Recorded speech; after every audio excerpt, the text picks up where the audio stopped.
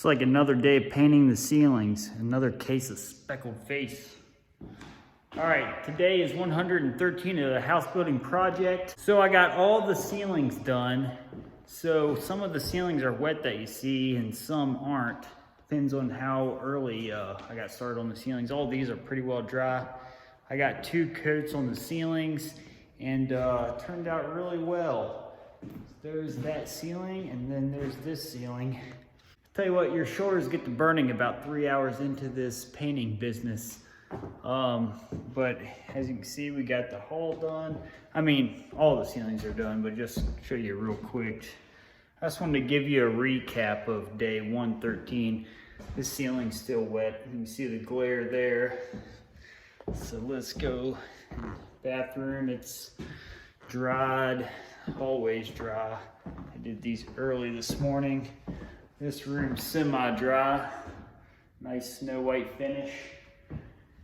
And this ceiling, it should be about dry. So I don't know how much you know about new construction, but what you do is you paint the ceilings first, because if you don't, you have the risk of getting paint on the walls that are already painted or on the floor that's down. So you want to do the ceilings before you do flooring or paint the walls. This one's done. But yeah, all in all, it's not too bad. I got 2 days in the ceiling, so here's the bathroom ceiling. This is the master bath ceiling. So it cost me 2 days of work and $200 to paint all the ceilings in this house. And the house is a little over 1,800 square foot. So I didn't think that was too bad.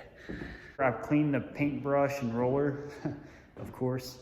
But I gotta go do that now, so that's gonna take me a little bit of time, so I'm gonna get that done.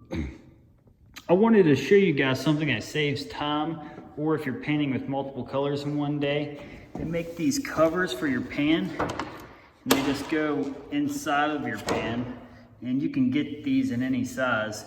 So what I like to do is I don't throw these away all the time. I'll take this and clean it and reuse it. If I had multiple colors that day, I may end up throwing one away and just rewashing one and reusing it. So just want to give you a little tip there to save time. And if you keep reusing these and washing them out, it actually saves money so you don't have to keep buying them. So just a little tip. I'm sure you've seen me using this in my videos so far, painting, but this is made by that company Purdy that I mentioned before. But this can take up to 18-inch rollers, and they adjust down so you can get a regular size roller on there as well.